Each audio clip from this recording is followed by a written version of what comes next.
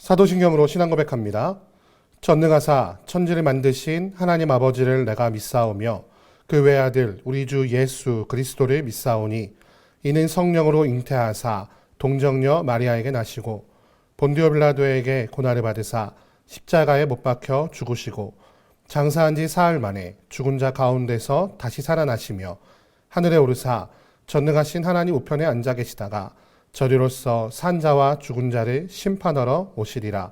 성령을 믿사오며 거룩한 공회와 성도가 서로 교통하는 것과 죄를 사하여 주시는 것과 몸이 다시 사는 것과 영원히 사는 것을 믿사옵나이다. 아멘.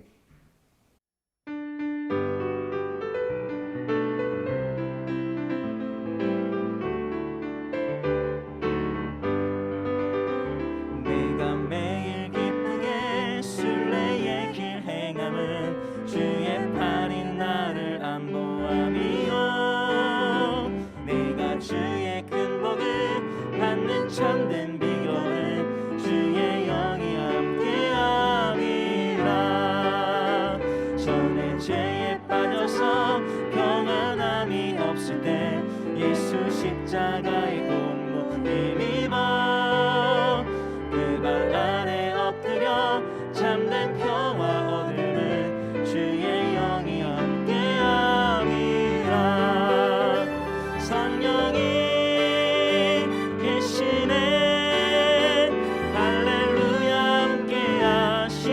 함께하시네 좁은 길을 걸으며 밤낮 기뻐하는 것 주의 영이 함께함이라 나와 동행하시고 모든 염려하시니 나는 숲의 새와 같이 기쁘다 내가 기쁜 마음으로 주의 뜻을 행함은 주의 영이 함께함이라 성령이 계시네 할렐루야 함께하시네 좁은 길을 걸으며 밤낮 기뻐하는 것 주의 영이 함께함이라 세상 모든 욕망과 나의 모든 정욕은 십자가에 이미 못을 박았네 어두운 밤이 지나고 무거운 짐 벗으니 주의 영이 함께함이라 성령이 계시네 할렐루야 함께하시네 좁은 길을 걸으며 밤낮 기뻐하는 것 주의 영이 함께함이 성령이 계시네 할렐루야 함께하시네 좁은 길을 걸으며 밤낮 기뻐하는 것 주의 영이 함께함이라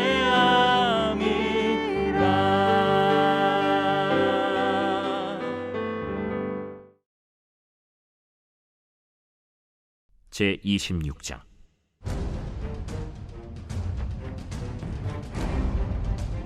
십사람이 기브아에 와서 사울에게 말하여 이르되 다윗이 광야 앞 하길라산에 숨지 아니하였나이까? 사울이 일어나 십광야에서 다윗을 찾으려고 이스라엘에서 택한 사람 3,000명과 함께 십광야로 내려가서 사울이 광야 앞 하길라산 길가에 진치니라.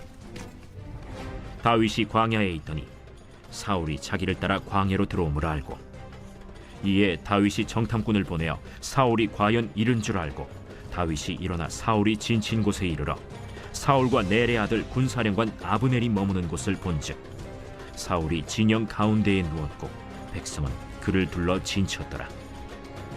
이에 다윗이 햇사람 아히멜렉과 스루야의 아들 요압의 아우 아비새에게 물어 이르되 누가 나와 더불어 진영에 내려가서 사울에게 이르겠느냐? 아비새가 이르되 내가 함께 가겠나이다. 다윗과 아비새가 밤에 그 백성에게 나아가 본즉 사울이 진영 가운데 누워 자고 창은 머리곁 땅에 꽂혀 있고 아브넬과 백성들은 그를 둘러 누웠는지라. 아비새가 다윗에게 이르되 하나님이 오늘 당신의 원수를 당신의 손에 넘기셨나이다. 그러므로 청하오니 내가 창으로 그를 찔러서 단번에 땅에 꽂게 하소서. 내가 그를 두 번 찌를 것이 없으리이다. 죽이지 말라. 누구든지 손을 들어 여호와의 기름 부음 받은 자를 치면 죄가 없겠느냐? 여호와께서 살아계심을 두고 맹세하노니 여호와께서 그를 치시리니 혹은 죽을 날이 이르거나 또는 전장에 나가서 망하리라. 내가 손을 들어 여호와의 기름 부음 받은 자를 치는 것을 여호와께서 금하시나니 너는 그의 머리 곁에 있는 창과 물병만 가지고 가자. 다윗이 사울의 머리 곁에서 창과 물병을 가지고 떠나가되 아무도 보거나 눈치채지 못하고 깨어있는 사람도 없었으니 이는 여호와께서 그들을 깊이 잠들게 하셨으므로 그들이 다 잠들어 있었기 때문이었더라. 오늘 아침에는 사무엘상 26장 1절에서 12절 말씀을 가지고 여호와께서 그를 치시리라 라는 제목으로 우리 함께 하나님의 말씀 나누도록 하겠습니다. 오늘 26장 말씀 보니까 10사람이 기브아에 와서 사울에게 말하여 이르되 다윗이 광야 앞 하길라 산에 숨지 아니하였나이까 하매 10사람이 지금 다윗이 어디에 숨었는지를 정보를 주자 다윗이 10광야까지 쫓아왔다는 사실을 오늘 말씀을 통해 발견하게 됩니다. 그 모습을 멀찍이서 보고 있었던 다윗은 정찰을 보내서 그들이 어디에 머물고 있는가, 어디에 진쳤는가를 보았고 그들이 잠들 때까지 정찰을 하도록 합니다. 그래서 그 정찰을 완료한 그 정찰자와 함께 그들이 잠든 틈을 타서 그들의 진영에 이르게 되는데요. 누가 함께 그와 함께 되면 아비새라고 하는 그의 휘하르와 함께 그 잠든 사울의 진영에 이르게 됩니다. 모두가 잠든 틈에 다윗과 아비새는 사울의 진영에 잠입했고요. 사울이 자고 있는 진영 한가운데까지 잠입하는데 성공하게 됩니다. 일반적으로 모두가 자고 있고 왕을 죽일 수 있는 찬스가 왔을 때 여러분 전쟁하는 자라면 어떻게 하겠습니까? 그 왕만 죽이면 모든 전쟁이 끝날 수도 있고 자신이 왕이 될 수 있는 그 기회가 왔을 때 여러분은 어떻게 하시겠습니까? 오늘 말씀에 다윗은 이렇게 행동하고 있습니다. 그와 함께 갔던 아비새가 이렇게 말을 하지요. 이것이 하나님께서 주신 기회입니다. 8절 말씀 보니까 아비새가 다윗에게 이르되 하나님이 오늘 당신의 원수를 당신의 손에 넘기셨나이다. 그러므로 청하오니 내가 창으로 그를 찔러서 단번에 땅에 꽂게 하소서. 내가 그를 두 번 찌를 것이 없으리이다. 하나님께서 당신을 사랑하셔서 당신을 왕으로 세우시기 위하여 지금 원수인 사울을 죽일 기회를 주시지 않았습니까? 나한테만 기회를 한 번만 주십시오. 내가 단번에 그를 죽일 수 있으면 두 번 찌를 것도 없습니다. 명령만 하십시오. 이게 하나님의 뜻 아닙니까? 라고 말하고 있는 그 아비새의 말에 일리가 있어요.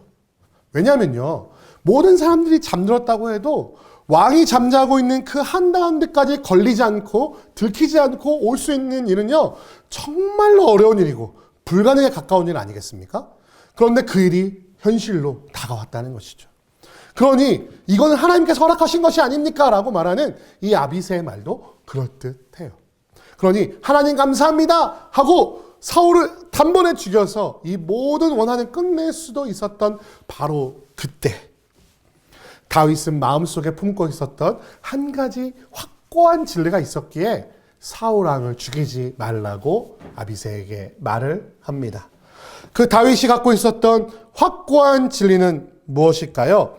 그것은 바로 사울 또한 하나님께서 기름 부은 자라는 사실이었습니다.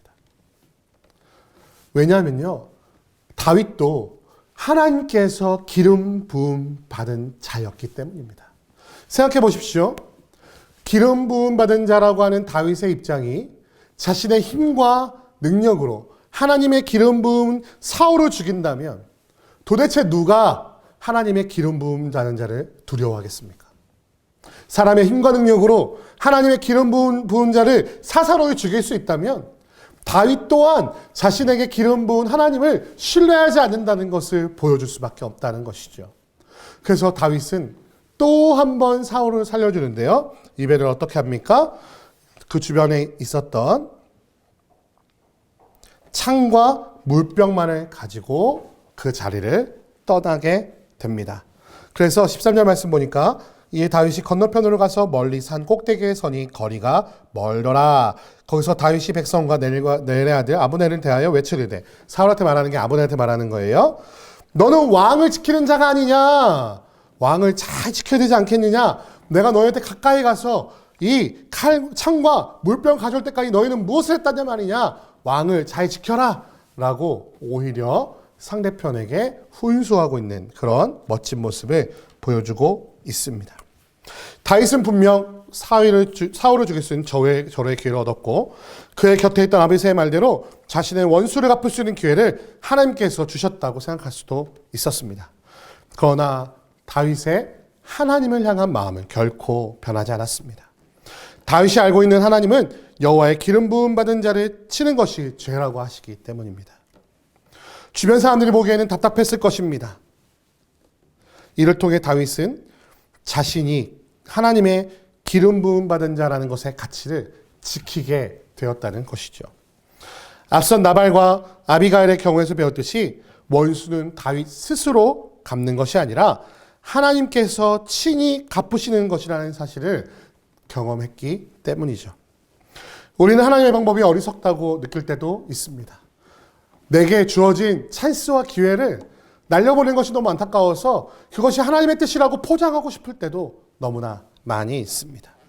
답답하기도 하고 융통성도 없고 눈에 잘 보이지도 않기 때문에 자신의 방법대로 어리석게 행동할 때가 얼마나 많은지 모릅니다. 그러나 우리가 기억해야 할 것은 진정 지혜로우신 분은 내가 아니라 하나님이라는 사실입니다. 가장 좋은 방법과 가장 좋은 때를 아시는 그 지혜를 하나님께 내어드릴 때, 하나님의 방법과 하나님의 때에 놀랍도록 자신의 이루시는 하나님을 발견하게 될 줄 믿습니다. 그렇게 우리는 그분을 신뢰해야만 합니다. 이것이 하나님의 기회인 것 같고 하나님의 뜻인 것 같다고 내 생각과 내 지혜를 하나님의 것이라고 포장해서는 안 된다는 것이죠. 완전하시고 무한하신 그 하나님을 끝까지 신뢰하였던, 그리하여 하나님의 기름 부음 받은 자의 가치를 스스로 지켜내었던 다윗과 같이 우리의 원수를 여호와께서 스스로 그를 치시리라 라고 선포하며 나아가는 다윗과 같은 지혜로운 자가 되시기를 이 아침에 주님의 이름으로 축원드립니다. 함께 기도하겠습니다. 사랑과 은혜가 많으신 아버지 감사합니다. 우리는 언제나 나의 방법이 옳은 것 같고 나의 지혜로 일을 쉽게 할 수 있다고 착각합니다. 하지만 모든 것을 이루시는 분은 주님이시며 가장 지혜로운 분도 주님이시며 가장 좋은 때와 가장 좋은 방법을 아시는 분도 하나님이심을 신뢰하는 다윗과 같은 자가 되게 하여 주옵소서.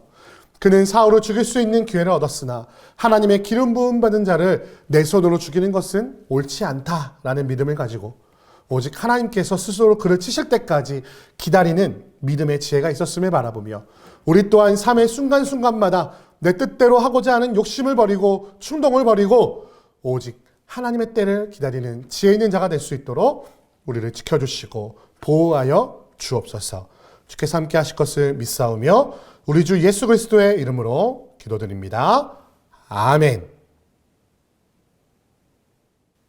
주기도문 하시겠습니다. 하늘에 계신 우리 아버지여, 이름이 거룩히 여김을 받으시오며 나라의 임하옵시며 뜻이 하늘에서 이룬 것 같이 땅에서도 이루어지이다. 오늘날 우리에게 일용할 양식을 주옵시고 우리가 우리에게 죄 지은 자를 사하여 준 것 같이 우리 죄를 사하여 주옵시고 우리를 시험에 들게 하지 마옵시고 다만 악에서 구하옵소서. 대개 나라와 권세와 영광이 아버지께 영원히 있사옵나이다. 아멘.